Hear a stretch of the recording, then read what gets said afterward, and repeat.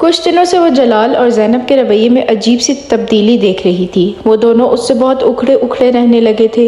ایک عجیب سا تناؤ تھا جو وہ اپنے اور ان کے درمیان محسوس کر رہی تھی۔ اس نے ایک دو بار جلال کو ہاسپٹل فون کیا مگر ہر بار اسے یہی جواب ملتا کہ وہ مصروف ہے۔ وہ زینب کو اگر کالج سے لینے بھی آتا تو پہلے کی طرح اس سے نہیں ملتا تھا، اور اگر ملتا بھی تو صرف رسمی سی الیگ کے بعد واپس چلا جاتا۔ وہ شروع میں اس تبدیلی کو اپنا وہم سمجھتی تھی مگر پھر زیادہ پریشان ہونے پر وہ ایک دن جلال کے ہاسپٹل چلی آئی۔ جلال کا رویہ بے حد سرد تھا۔ امامہ کو دیکھ کر اس کے چہرے پر مسکراہٹ تک نہیں آئی۔ کافی دن ہو گئے ہیں ہمیں ملے ہوئے، اس لیے میں خود چلی آئی، امامہ نے اپنے سارے اندیشوں کو جھٹکنے کی کوشش کرتے ہوئے کہا۔ میری تو شفٹ شروع ہو رہی ہے۔ امامہ نے حیرانی سے اسے دیکھا۔ زینب بتا رہی تھی کہ اس وقت تو آپ کی شفٹ ختم ہوتی ہے، میں اس لیے اس وقت آئی ہوں۔ وہ ایک لمحہ کے لیے خاموش رہا، پھر اس نے کہا، ہاں صحیح ہے مگر آج میری کوئی اور مصروفیت ہے۔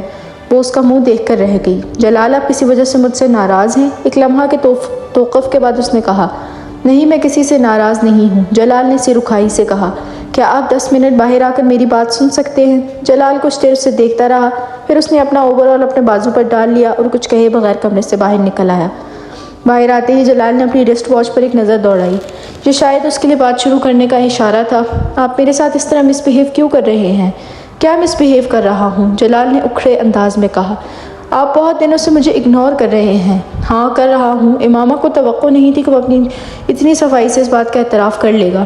کیونکہ میں تم سے ملنا نہیں چاہتا۔ وہ کچھ لمحوں کے لیے کچھ نہیں بول سکی۔ کیوں؟ یہ بتانا ضروری نہیں ہے، اس نے اسی طرح اکھڑے انداز میں کہا۔ میں جاننا چاہتی ہوں کہ آپ کا رویہ یکدم کیوں تبدیل ہو گیا ہے؟ کوئی نہ کوئی وجہ تو ہوگی اس کی۔ امامہ نے کہا، ہاں وجہ ہے مگر میں تمہیں بتانا ضروری نہیں سمجھتا۔ بالکل اسی طرح جس طرح تم مجھ سے بہت ساری باتیں چھپاتی اور مجھے بتانا ضروری نہیں سمجھتی۔ وہ اس کا منہ دیکھنے لگی۔ میں نے کون سی باتیں آپ کو نہیں بتائیں؟ یہ کہ تم مسلمان نہیں ہو، جلال نے بڑے تلخ لہجے میں کہا۔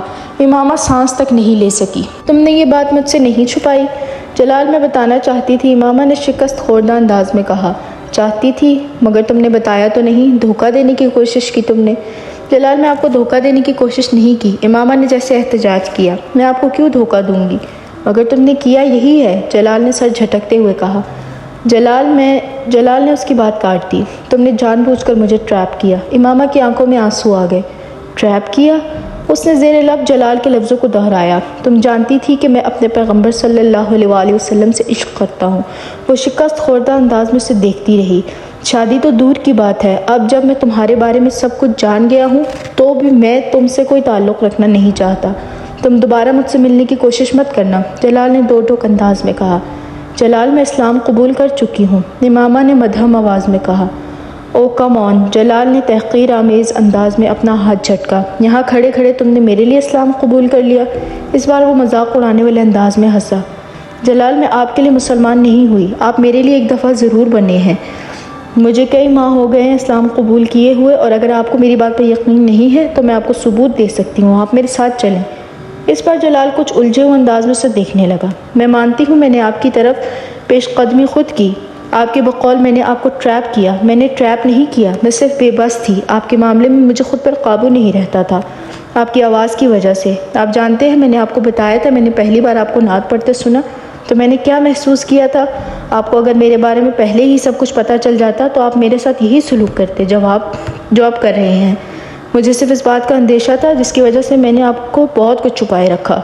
بعض باتوں میں انسان کو اپنے اوپر اختیار نہیں ہوتا، مجھے بھی آپ کے معاملے میں خود پر کوئی اختیار نہیں ہوتا۔ اس نے رنجیدگی سے کہا، تمہارے گھر والوں کو اس بات کا پتہ ہے؟ نہیں، میں انہیں نہیں بتا سکتی، میری منگنی ہو چکی ہے، میں نے آپ کو اس بارے میں بھی نہیں بتایا۔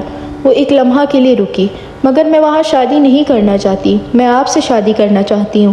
میں صرف اپنی تعلیم مکمل کرنے کا انتظار کر رہی ہوں، تب میں اپنے پیروں پر کھڑی ہو جاؤں گی اور پھر میں آپ سے شادی کروں گی۔ 4-5 سال بعد میں ڈاکٹر بن جاؤں گی تو شاید میرے پیرنٹس آپ سے میری شادی پر اس طرح اعتراض نہ کریں جس طرح وہ اب کریں گے۔ اگر مجھے خوف نہ ہو کہ وہ میری تعلیم ختم کروا کے میری شادی اسجد سے کر دیں گے تو شاید میں انہیں ابھی اس بات کے بارے میں بتا دیتی کہ میں اسلام قبول کر چکی ہوں، مگر میں ابھی پوری طرح ان پر ڈیپینڈنٹ ہوں، میرے ہاتھ بندھے ہوئے ہیں۔ آپ وہ واحد رستہ تھے جو مجھے نظر آیا، مجھے واقعی آپ سے محبت ہے۔ پھر میں آپ کو شادی کی پیشکش نہ کرتی تو اور کیا کرتی؟ آپ اس صورتحال کا اندازہ نہیں کر سکتے جس کا سامنا میں کر رہی ہوں۔ میری جگہ پر ہوتے تو آپ کو اندازہ ہوتا کہ میں جھوٹ بولنے کے لیے کتنی مجبور ہو گئی تھی۔ جلال کچھ کہے بغیر پاس موجود لکڑی کے بینچ پر بیٹھ گیا۔ وہ اب پریشان نظر آ رہا تھا۔ امامہ نے اپنی آنکھیں پونچھ لیں۔ کیا آپ کے دل میں میرے لیے کچھ بھی نہیں ہے، صرف اس لیے میرے ساتھ انوالو ہیں کیونکہ میں آپ سے محبت کرتی ہوں؟ جلال نے اس کے سوال کا جواب دینے کی بجائے اس سے کہا، امامہ بیٹھ جاؤ، پورا معاملہ میرے سامنے کھل گیا ہے۔ اگر میں تمہاری صورتحال کا اندازہ نہیں کر سکتا تو تم بھی میری پوزیشن کو نہیں سمجھ سکتی۔ امامہ اس سے کچھ فاصلے پر رکھی بینچ پر بیٹھ گئی۔ میرے والدین کبھی غیر مسلم لڑکی سے میری شادی نہیں کریں گے، قطع نظر اس کے کہ میں اس سے محبت کرتا ہوں یا نہیں۔ جلال، میں غیر مسلم نہیں ہوں، تم اب نہیں ہو، مگر پہلے تو تھی، اور پھر تمہارا خاندان، میں ان دونوں چیزوں کے بارے میں کچھ نہیں کر سکتی، امامہ نے بے بسی سے کہا۔ جلال نے جواب میں کچھ نہیں کہا۔ کچھ دیر وہ دونوں خاموش رہے۔ آپ اپنے پیرنٹس کی مرضی کے بغیر مجھ سے شادی نہیں کر سکتے، کچھ دیر بعد امامہ نے کہا۔ یہ بہت بڑا قدم ہوگا، جلال نے نفی میں سر ہلاتے ہوئے کہا، اور بالفرض میں یہ کام کرنے کا سوچ لوں تو بھی نہیں کر سکتا۔ تمہاری طرح میں بھی اپنے پیرنٹس پر ڈیپینڈنٹ ہوں، جلال نے اپنی مجبوری بتائی۔ مگر آپ ہاؤس جاب کر رہے ہیں اور چند سالوں میں اسٹیبلش ہو جائیں گے، امامہ نے کہا۔ میں ہاؤس جاب کے بعد اسپیشلائزیشن کے لیے باہر جانا چاہتا ہوں، اور یہ میرے پیرنٹس کی مالی مدد کے بغیر نہیں ہو سکتا۔ اسپیشلائزیشن کے بعد ہی میں واپس آ کر اپنی پریکٹس اسٹیبلش کر سکتا ہوں، اور 3-4 سال اپنی اسٹڈیز ختم کرنے میں بھی لگ جائیں گے، جلال نے اسے یاد دلایا۔ پھر امامہ نے اسے مایوسی سے دیکھا۔ پھر یہ کہ مجھے سوچنے کا وقت دو، شاید میں کوئی رستہ نکال لوں۔ میں تمہیں چھوڑنا نہیں چاہتا، مگر میں اپنا کریئر بھی خراب نہیں کر سکتا۔ میرا پرابلم صرف یہ ہے کہ میرے پاس کچھ بھی نہیں ہے، جو کچھ ہے ماں باپ کا ہے، اور وہ اپنی ساری جمع پونجی مجھ پر خرچ کر رہے ہیں، یہ سوچ کر کہ کل کو میں ان کے لیے کچھ کروں گا۔ وہ بات کرتے کرتے رکا۔ کیا ایسا نہیں ہو سکتا کہ تمہارے والدین اپنی مرضی سے تمہاری شادی مجھ سے کر دیں؟ اس صورت میں کم از کم میرے والدین کو یہ اعتراض تو نہیں ہوگا تم نے اپنے والدین کی مرضی کے خلاف انہیں بتائے بغیر مجھ سے شادی کی ہے۔ وہ جلال کا چہرہ دیکھنے لگی۔ میں نہیں جانتی ایسا ہو سکتا ہے یا نہیں، میں کچھ بھی نہیں کہہ سکتی، وہ میری بات مانیں گے یا نہیں۔ امامہ نے کچھ مایوسی کے عالم میں بات ادھوری چھوڑ دی۔